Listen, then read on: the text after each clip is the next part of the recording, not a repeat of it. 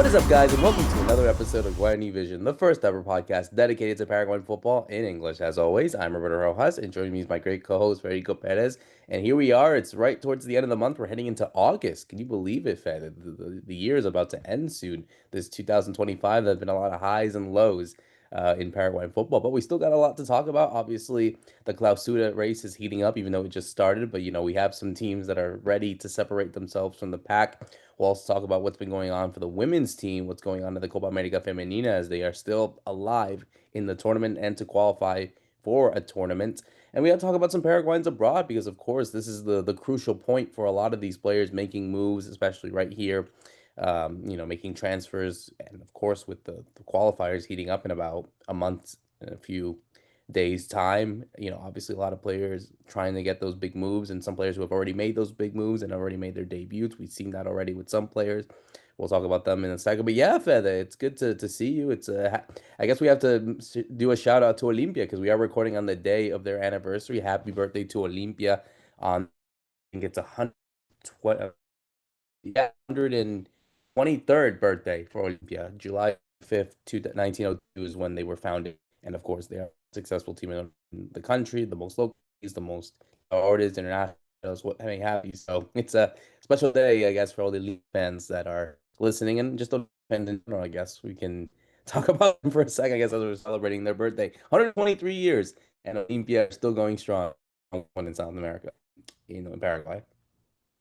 Yeah, no doubt about it, Roberto. Hi to you. Hi to everyone listening to Guarani Vision. Vision is great to be back for another episode. It's kind of weird now not having Rafa around after these last two that we've been doing here at home, but he'll be back for the next one. I just saw him yesterday, right before leaving Paraguay and going back to his beloved Texas. That's where he's been living these last couple of years. Really happy to see him here in Paraguay. He spent a couple of weeks. I don't know if he went to any games football wise because I saw him at a couple of basketball games. He was actually watching Olympia clinching another championship in basketball after so many years. San Jose was the team that was taking over, talking about other sports, right? But linking that up to what you're saying about Olympia and their situation going into this anniversary. They don't have a stadium as of right now. They're building it. There's a lot of issues on that. Obviously, it is going to be the next World Cup stadium, so there's a lot of expectation around that situation. But so far,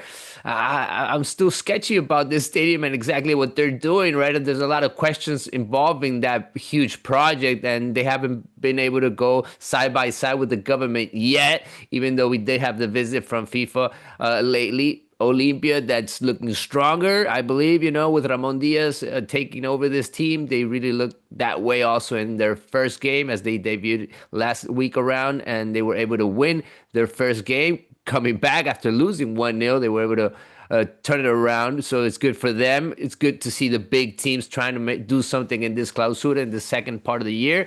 The two big teams that will be headed to Ciudad del Este. It was confirmed this week also by the FA that the Super Clásico, the Olimpia and Cerro Porteño match, will be played in Ciudad del Este because of this situation that Olimpia doesn't have their home stadium, so they've been moving around pretty much all over the place, ladies. So it's great to be back, Roberto. We got so much to talk about. We got the Copa America Femenina, like you mentioned. We got to talk about this transfer window that really ended up giving us certain surprises, right before closing up. So we're definitely going to talk about all of these topics in this Guarani Vision episode. Absolutely, and we'll start with the Clausura because obviously we have the third game of the league so far. Obviously, we saw Olimpia make their debut. Well, Ramon Diaz make his debut with Olimpia. Unfortunately, even though Olimpia did get the win, the first debut, I think that's always important that the manager always wins on their first game. We saw Sebastián Ferreira come out with an injury, so he unfortunately will be out for quite some time. Big blow for Olimpia and for I think Ramon Diaz, and because I think he was always going to be an important player for them.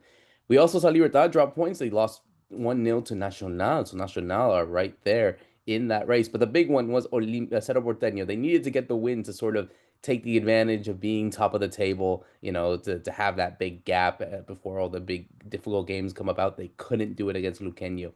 It was a 0-0 draw on the end of the day. And as we talk, Cerro Porteño right there, still top with 7 points, based on goal difference. But Luqueño, Trinidente, and Nacional are right there on the same points. So, as much as Olimpia can feel happy that they got the win, and I think they'll feel happy, I think the big talking point here is Cerro Porteño.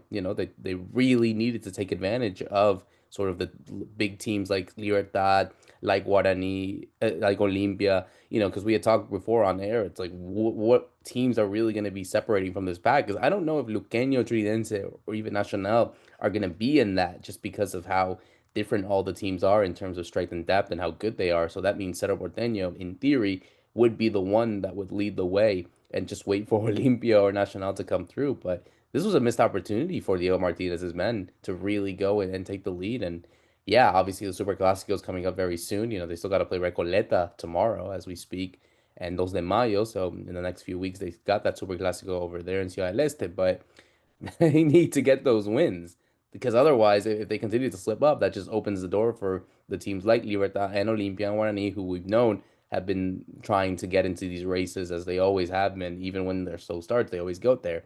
So Cerro Porteño need to continue this consistency of just getting wins. Yeah, Cerro are on this run. They're the team with the most pressure, I believe, especially after not winning these big games. These are the ones that you need to win if you're really gonna be the champion, and that's what it's expected of you. Especially when you're seeing certain parts of this team not coming together still, right? I mean, that defense looks really well. There was a decision made already in the goalkeeping spot that they're keeping the same goalkeeper at that end did the apertura. So they're going forward with that decision. Obviously, that's on Diego Martinez. The coach has made several decisions along his way this year, and as of right now, you look at the midfield, you look at the attack, and you're not seeing the best of it. You're definitely seeing the best Iturbe. I think that's obviously a bright point to point out from these first games. I mean, he's been looking hot. He's scored 3 goals in the first 3 matches. He's been the guy to go to when Cerro needs a goal, and they're really relying on him, especially. But you got Pachi Carrizo coming back eventually after everything that was said during the preseason, and if he was gonna stay in this team, if he was gonna end his time in Cerro Porteño, he was about to go to Libertad, another huge team in the Paraguayan league, and he ended up staying here in Cerro. So, and now it's time to put the fans by his side again. Have those big games in these kind of opportunities. I think it was a shame to see that many fans in the stands in this game between Cerro Porteño and Sportivo Luqueño, to see them let down once again by this team, just once more this year, right? And for them, it's just going forward game by game and just trying to have their fans by their side, because that stadium has not had the best atmosphere at all in the local league, in Libertadores, and they're gonna need it eventually when they play against Estudiantes. So you're thinking, okay, it's a good chance they're taking that game to Ciudad del Este, that Super Clásico. We still got about 3 games before that Super Clásico comes up, but maybe it's a good idea, to play somewhere else, get a good result then, and then you have to play against Estudiantes in Libertadores. I think that needs to be the mindset for this team, but they just need to be steady. Some players got to catch up. You're seeing Cecilio Dominguez being way too goofy out there. You're not seeing him focused as you're seeing Iturbe, like I just mentioned. And those are, for me, the big guys. They made a couple of signings. They're starting to come into the team. I just don't see it falling together yet. I mentioned this several times from this team in particular, that you never know what to expect from the starting 11. He's always mixing it up. And they even picked up Freddy Noguera. It was a late signing. They picked up a forward that was playing in Uruguay that started his career out in Olympia, even though he didn't play that much there. And he even had minutes in Brazil. I believe he played for Grêmio also before. And this guy is looking for his breakthrough moment. He played Sudamericana in the first semester with Boston River, but is he really gonna have a spot in this team? Is he really gonna have opportunities with as many players as this coach has? I don't know. They also brought Luis Amarilla in the same spot, so who has yet to look in his best shape out there with the Azulgrana. There are several players that really need to pick it up, and you're already in competition. You're already playing, so you got late signings. You didn't have them at the right time. Ignacio Aliceta just played his first match, I believe. He's also coming to South America to play after what 5 years of being in the Swiss Super League. So it's not going to be easy to him to fit in right away. I still don't know where he's going to actually play because I don't know if he's an attacking winger or if he's going to be more of a midfielder. I don't know exactly where he's going to end up using him.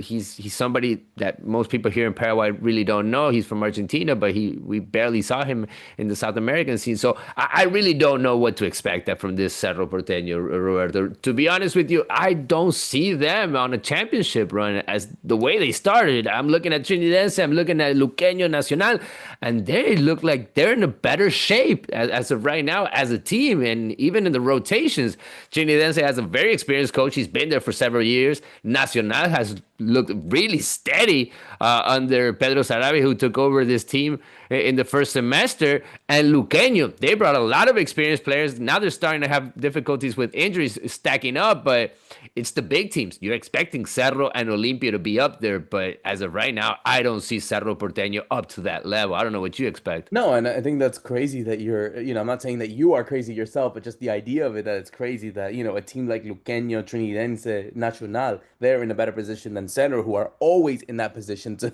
win titles. I mean, that is the reality.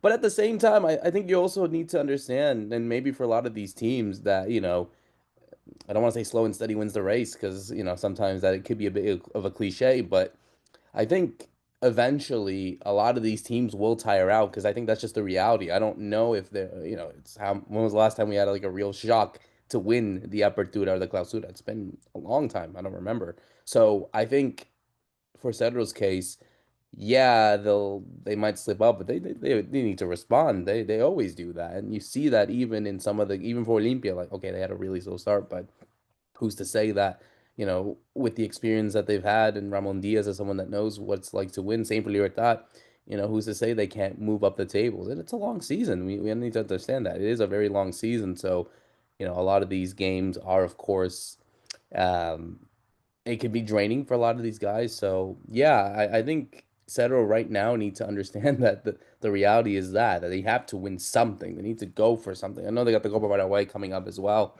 in a few weeks actually because they got the third stage in Cerro Porteño taking on Pastoreo. So who's to say that I'm not saying that a shock could happen because we've seen that, but surely they don't want to deal with that. Fed. Imagine that. Imagine Cerro losing to Pastoreo, and it just completely derails what could have been a really nice season when it's something that's right there and open for them. We've seen this happen with this team before, so nobody would be surprised at this moment anymore. I mean, you can expect anything from this team, really. I mean, they're a hard team to score on. They've only gotten one goal so far scored on them. They scored 4 goals. I'm looking at the standings in this clausura after 3 games, and look, this team still needs to work so much more with this coach. I don't think the winning mentality is still there. I don't think he has everybody working 100%, and you can see it right when you see players in the rotation, and we're gonna see even more of that in the Copa Paraguay because most teams use that second tournament to put the alternative team, and that could even be worse if you do that. You put players out there that usually don't play with each other, that are not up to the rhythm, and then you go against the Pastoreo that's going to put their best team out there. It could happen in Copa Paraguay. That third round is coming up next month for the first division teams, and we might have a couple shockers. Cerro has yet to win the Copa Paraguay, so they need to do something big, but Copa Paraguay is too small for Cerro Porteño. They need to win this clausura. They need to be in those first spots, and hopefully they can really do something in these upcoming matches because I want to see that Cerro Porteño stadium like I saw it against Luqueño. But I don't think we're gonna have that atmosphere if they don't have the results going for them. Yeah, especially in these important games coming up against Estudiantes, that's the one where, you have to have the best atmosphere possible. So I think it's certainly something that Cerro needs to focus on moving forward. So yeah, it's going to be interesting to see how this whole league phase goes out as we switch gears now to the Copa America Femenina. Obviously, they've had quite a an interesting run. They got the win against Bolivia in the first game, as we mentioned last week, but since then they lost 4-1 to Colombia after actually tying the game at one point. I think Caicedo scored the first goal, and then Claudia Martinez again having a wonderful tournament, equalized, but eventually they lost 4-1. And then the big one against Brazil, they also lost 4-1. But again, Claudia Martinez scoring yet again. So she's on 5 goals so far, top goal scorer, and they got the last game against Venezuela to decide who will play Chile in the fifth place match, and the winner of that will qualify for the Pan American Games in 27. I mean, it is it is interesting that all the sort of, I wouldn't want to say pressure, but definitely sort of the expectation is going on someone like Claudia Martinez, who is 17 years old, and she's leading the team. It just shows how good of a talent she is, but the other ones probably haven't stepped up as much as they should. That's the read, I believe, that the rest haven't stepped up because, yeah, obviously we can talk about Claudia Martinez and do the whole podcast like we've been doing these last couple ones, just talking about her and her tremendous talent and everything she's got ahead of herself. Maybe even a European team picking her up. It could be the biggest sell that we've seen from the Paraguayan Football League. Also, she plays in Olympia, and Olympia are expected to have several teams following her after she ends up playing this tournament. I don't think they're going to sell her yet. I think, just like Ralph mentioned, I think they're going to try to hold on to her, obviously, at least until she turns 18. And then we'll see what happens with her. But she's drawing so much attention. And at the same time, the rest of the team is also drawing attention because they're not doing well. We've been scored on so many goals in these last two games. Hopefully, this works out for them in these upcoming matches, especially I think this is the big test, right? Against Venezuela.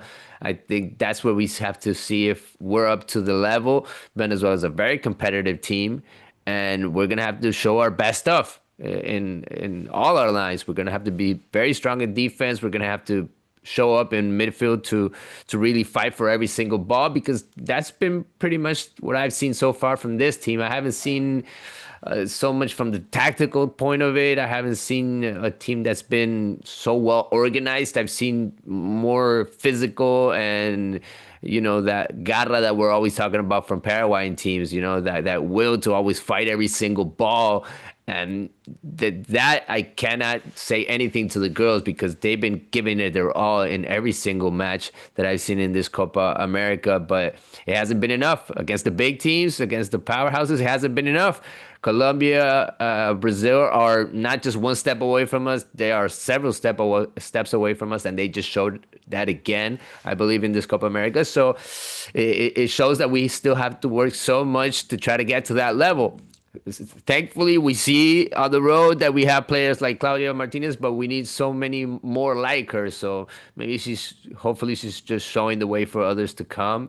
And hopefully, Fukumoto, our new coach, is getting the right reads of everything that he's seeing and making the right calls going forward into which players he's going to consider, which team is the right team to try to build on. And that was for me, what this whole Copa America was going to be about.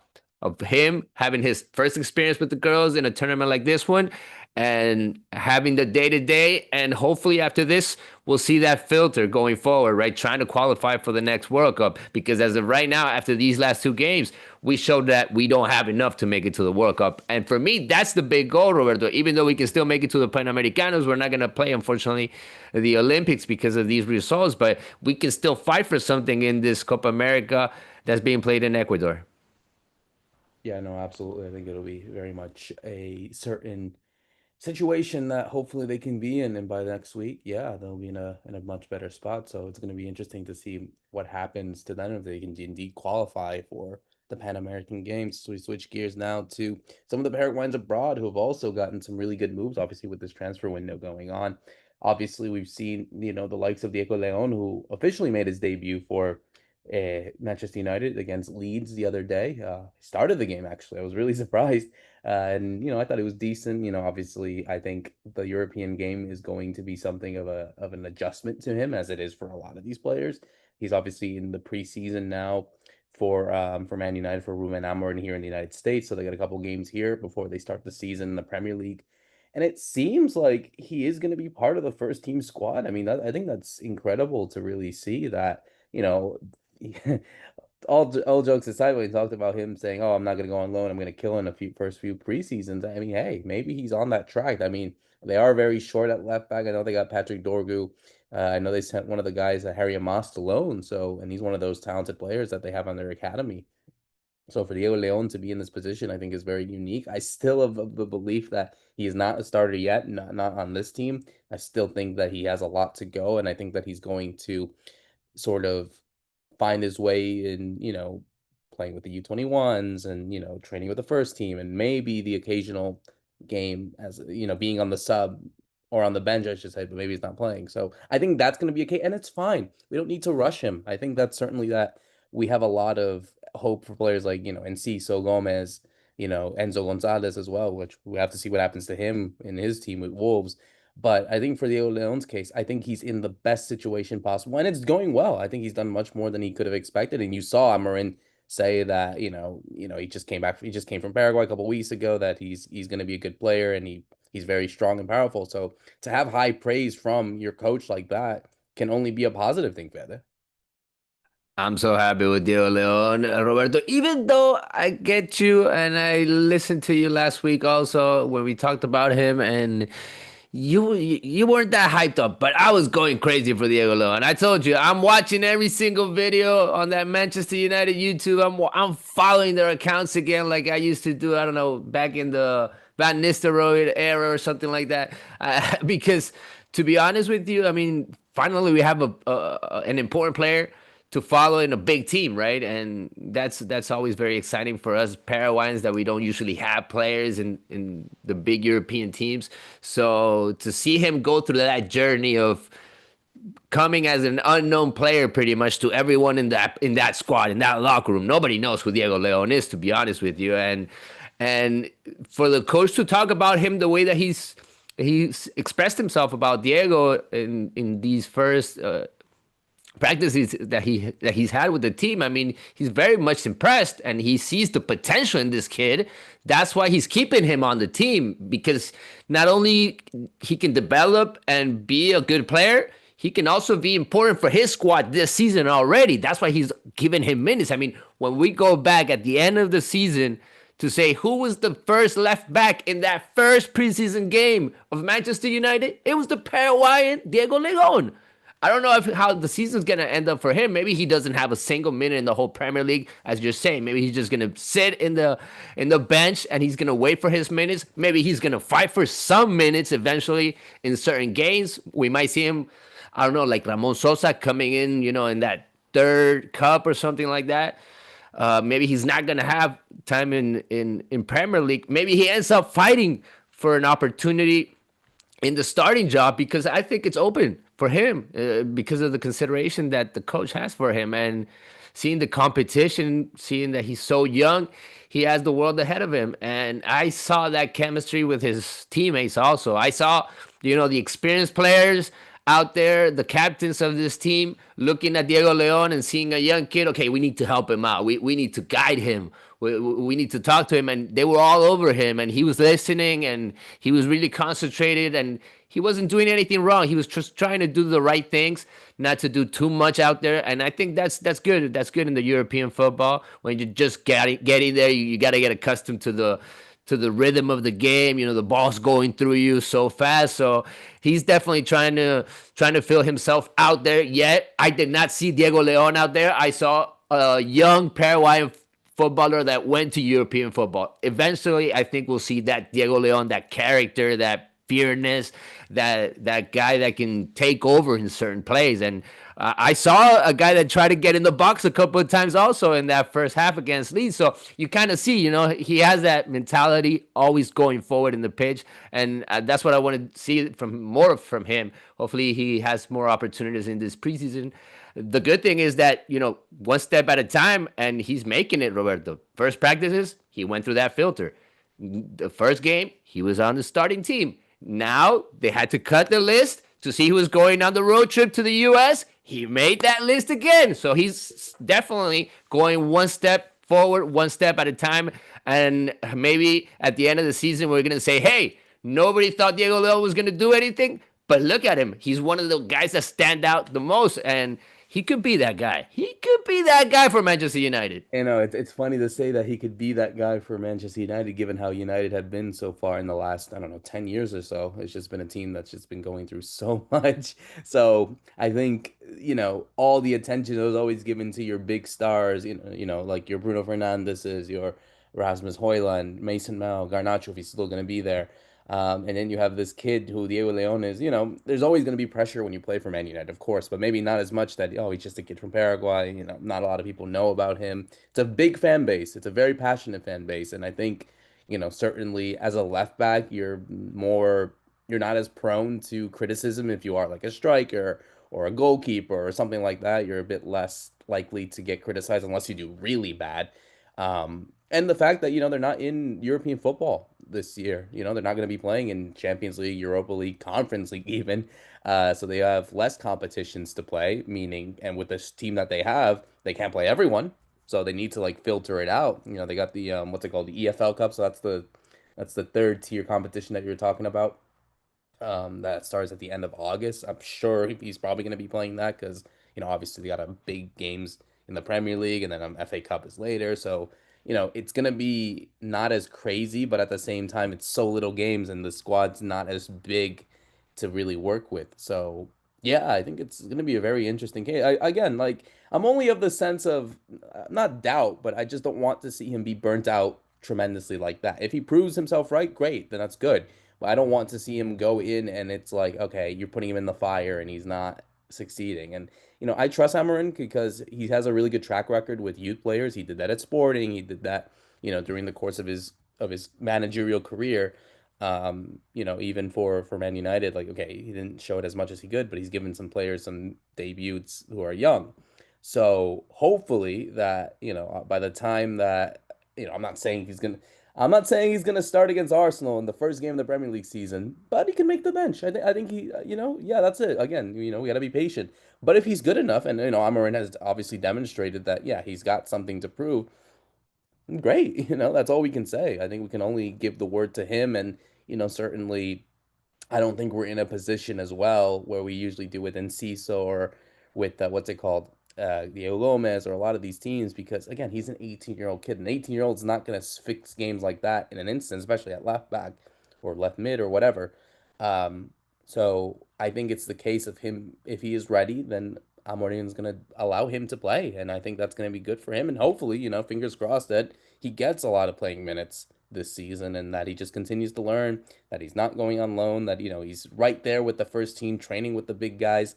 And I think just going forward, Fed. I mean that's just how I personally feel. It's not a case of saying like, oh, here we go again, he's gonna fail or whatever. Like, no, it's just looking out for one because I genuinely think that if it does go well for him, then this could be a star, not a star, but certainly someone that could be very important for United, even if the expectations and the mood and whatnot has been so low. I think it could be a really good spark for this team, something that United haven't had in quite some time. Yeah, I'm just excited about, this whole legion of Paraguayan players being in that Premier League, just seeing the opportunities out there for most of these guys. I know that Ramon Sosa had, unfortunately, he went and gone and came back right away. Now he's playing in Palmeiras, a huge team also, who's just playing the the Club World Cup. But I mean, just to see the consideration now that the Premier League teams like Manchester United have of the Paraguayan League and of the young players that are coming about, that just makes me feel just so happy and just to see what the whole all the opportunities that they have. But for me this season, it's about Diego Gomez. I mean, he had the opportunity already to settle in. We started to see the best Diego Gomez right when the season was ending.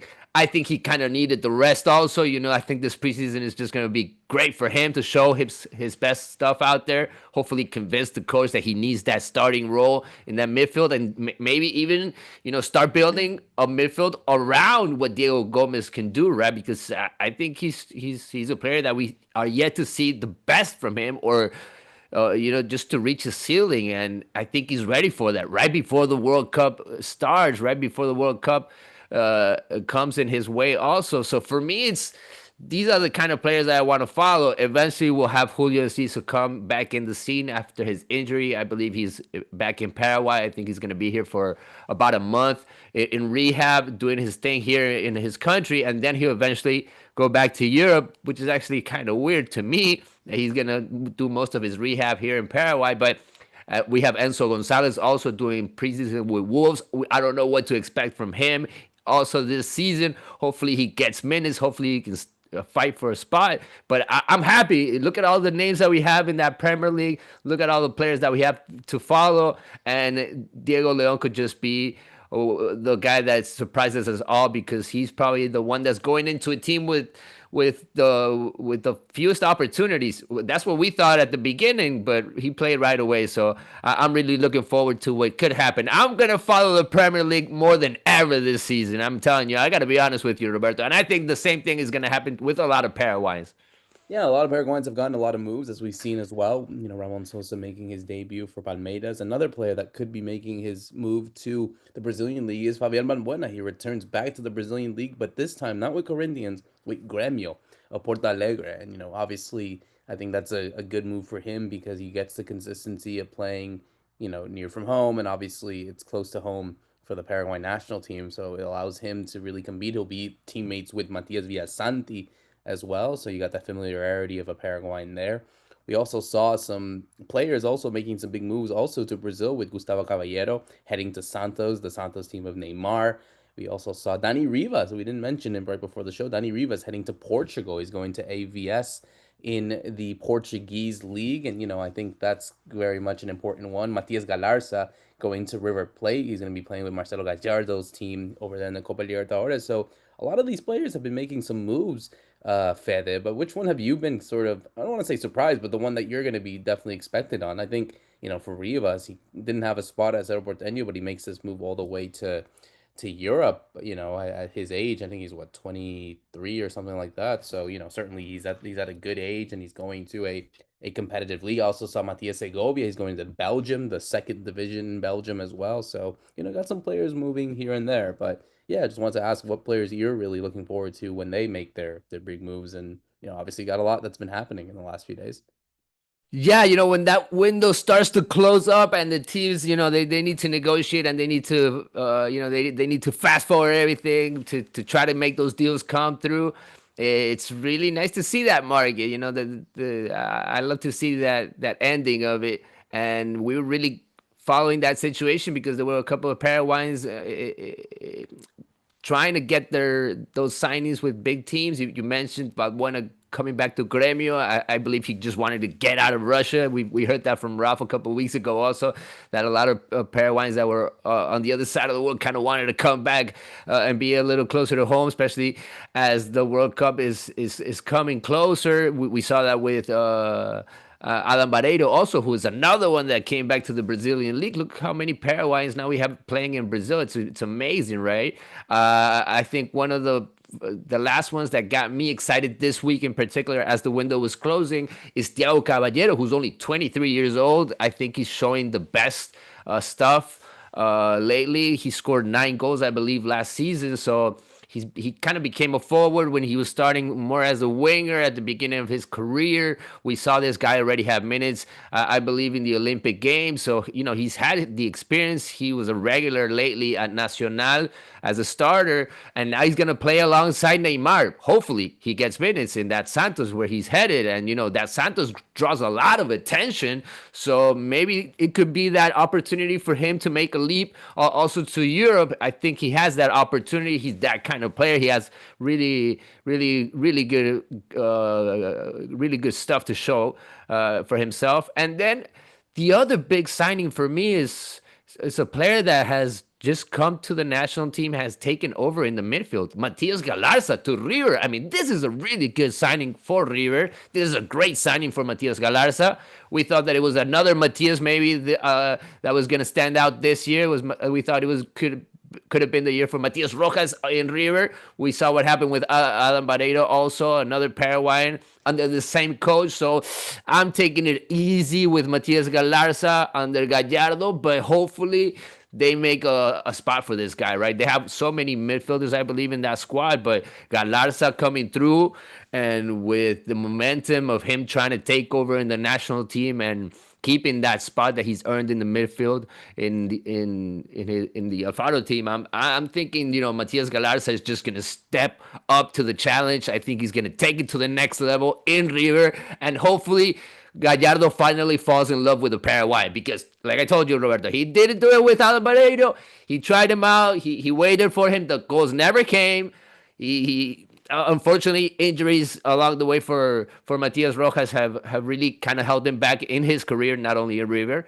But now we're seeing Matias Galarza getting his opportunity, and I think it could be that semester for him. Hopefully, he has the opportunity. I can earn a spot in that River team that's going to play it against Libertad in just a couple of weeks. We were going to see him here coming back to the country, as they're going to face each other at the beginning of August. Yeah, but I don't know. Did you feel that maybe he kind of, again, he's 23, so he's still young, but do you feel that maybe he's kind of outgrown South America? Because I know he had the rumors of Benfica, of Ajax, teams in Europe. I mean, do you feel that maybe it's a missed opportunity for him? I thought he was going to go to Europe at the beginning of the market, but as the weeks went by and you saw that River had enough money to go after any player that they wanted, I this is a rumor that was installed several weeks ago. I mean, a lot of people already knew that Galarza was going to play for River even before it was signed. It was just a matter of details. So I think, those teams that looked into signing Galarza, they didn't give him the guarantee that he was going to play already. And I don't think they saw a big team out there in the market for him, in the comparing it to River in South America, and for some of these guys, those big teams just come and knock on your door just once in your career. So it's that opportunity to say yes or no. If you let it go, you're not gonna get another call probably, from River or from Boca when you're playing in that league. So for Matias Galarza, I think it was that situation of, okay, no huge team came looking for me from Europe, and River is a huge team in South America. They're gonna play Libertadores. They're always playing big games. They have one of the best coaches in the football scene. So I think I think it was a good decision. And if he has a good season, he has a good World Cup, we're gonna see him eventually in Europe, Roberto. Maybe he just has to wait one more year. Fair enough. Fair enough. Yeah, I think we just have to just wait for that. Obviously, a lot of these players have big World Cup aspirations as well. They know that a big tournament for them could, put them into a good spot to go to a big team. So yeah, I'm really excited about what's going to happen for a lot of these guys, and obviously with a lot of these players going on, a lot of these teams, as we always do here on Guarani Vision, as we close out another great episode. For myself, Roberto Rojas, and Fede Perez, thank you so much for listening in. See you soon.